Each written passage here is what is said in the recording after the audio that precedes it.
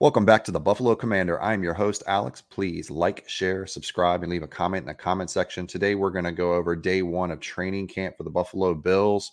We're going to go over some of the comments and tweets that have been circulating around about how the day went.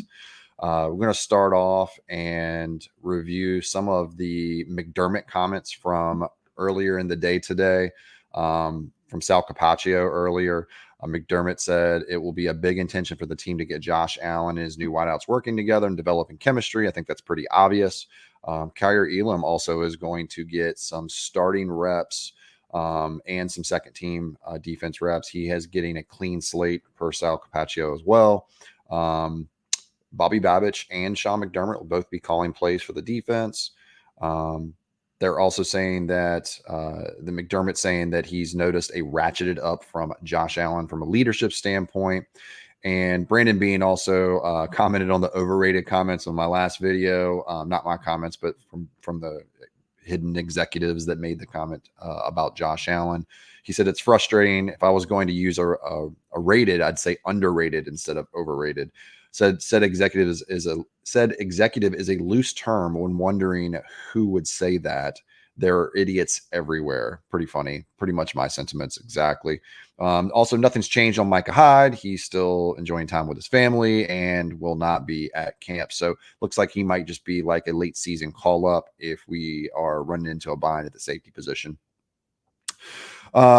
Just to start off, some of the comments I've seen as far as the practice being over as an overall summary, it seemed like it was touchdown after touchdown from the offense and 11-11 red zone work and from all different players. Dalton Kincaid had at least 3, Keon Coleman, MVS, Tyrell Shavers, Justin Shorter, Frank Gore all scored.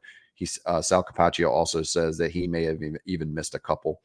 Dan Feet says, Keon Coleman with the play of the day so far was getting grabbed by the corner falling down and still made the grab on the side of the end zone. The ref ruled it incomplete, but the Bills team photographer showed us Coleman did complete the catch and got his feet in. I did see a highlight of that earlier today.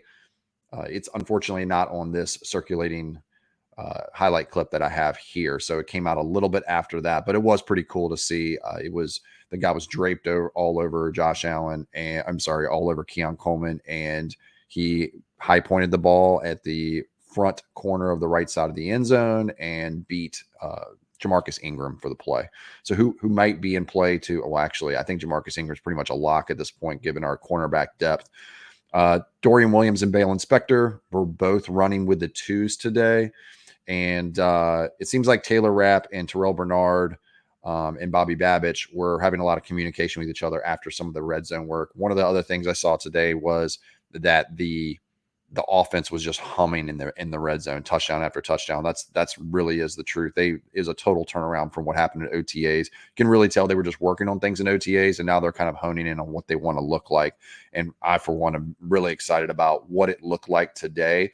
And that was, we used multiple red zone threats, Coleman, Kincaid, Samuel, Shakir. They're all really good, whether it's inside or outside or on fade routes or slants or whatever it may be. And sometimes with things like misdirection when it comes to Curtis Samuel and Khalil Shakir. So that's a good sign from us going forward. And I do think that this is going to be a situation where we are really going to hone in on these concepts going forward. So we'll see how they play tomorrow. There was a lot of work. Also, this is Anthony from Cover One says a lot of work is in the underneath for Curtis Samuel in the low red zone, flat routes, jerk routes, whip routes, and drags. Also put him in a lot of motion, jet exit return motion to help create leverage on those routes. Dalton Kincaid, from all intents and purposes, he was a super standout today. Lots of touchdowns in the low red zone, and 2 touchdowns where he creates separation via crisp, clean route running is what it says here. 1 touchdown on a seam ball that he climbed the ladder for. I did see the video, and that came out after I clipped this video together. So that is also a pretty awesome catch if you want to go back and check it out. Anthony also said ridiculous ball placement on back shoulder throw from Josh Allen, low red zone to Keon Coleman. Coleman stretches out and toe taps to make the grab. One thing that was noticed today was a lot of movement from the Bills running backs pre-snap. And this was something that was speculated last week where the running backs would interchange with receivers like Curtis Samuel, who can line up in the backfield and put defenses on their heels a little bit on what to do. So I think that that's going to be a part of our offense. And then also there was a lot of motions on shifts from the Bills offense. Every play through 7-on-7 featured motion. Pretty much the same thing through team motion, team 11-on-11 as well. Exit motion, return motion, tear motion, backfield players shifting in and out of the slot and out wide, motioning in tight from the initial outermost aligned player. Is also mentioned here that they ran a lot more condensed formations, reduced formational width with the Bills offense during the team. Nub tight end looks, tight end splits from the X, wide receivers and tight ends hipped off the tackles, wing and wing looks 2x2, but within the numbers. I'm going to do a offensive personnel breakdown video probably a little later in the summer to break down some of these concepts so you kind of understand it a little bit better. But that's those are good things. One of the things I did notice with the last year, and actually with Brady in Carolina as well, is that he did not run a lot of motion. And it's good to see that he's learned from those mistakes and potentially will be implementing it more into our offense. I think with our personnel, it makes a ton of sense. Keon Coleman can play the slot and the outside. We have Curtis Samuel and Shakir can play inside and on the slot. You know, they're probably going to be Samuel at the Z spot, Shakir at the slot, and Coleman and Mac Hollins and maybe even MVS competing for the X on the outside. And it looks like Mac Hollins actually did play the majority of snaps today in the X when Keon Coleman wasn't in, but did get more snaps with the ones than Keon Coleman did as well. So you're going to probably see that in the beginning. McDermott's all about earning your spot. Keon Coleman will win it eventually, but Mac Hollins was the flavor of the day today as far as starting the most reps with the ones. Also, looks like Bobby Babich was running and calling the plays on defense today. So that's one of the things that there's a big question about whether him or McDermott will run those. So, but yeah, lots of pre-snap motion, lots of things we really wanted to see from the offense. One other side tidbit is Matt Milano looks to be 100% at this point. So I don't think I don't think he's going to be delayed or he may not play in the preseason, but I don't think he's going to be somebody that's going to miss any real time when it comes to the regular season. I think he's pretty close to 100% now based on how he looks, which is great.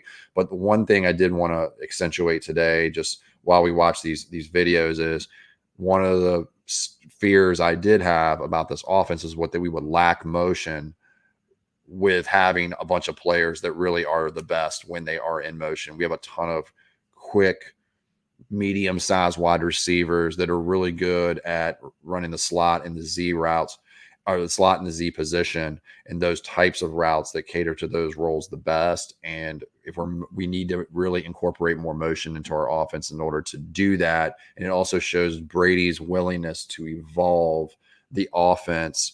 When last year it may have gotten a little stagnant because of the lack of motion, now we can kind of incorporate it a little bit more in order to put our receivers in positions to succeed and give Allen some better and freer looks, so to speak. So, but from everything I've heard today, it looks like Dalton Kincaid stole the day, along with Keon Coleman making multiple catches, multiple touchdowns, showing sure hands, and a few things from Curtis Samuel and the underneath stuff. You're not going to hear a lot about the running game in training camp until the pads come on. So you're not going to hear much about that, but it was unique to see them talk about the running backs being shifted in and out of position throughout the practice session to really show how they're going to maybe look when the regular season starts as far as what the offense may end up looking like.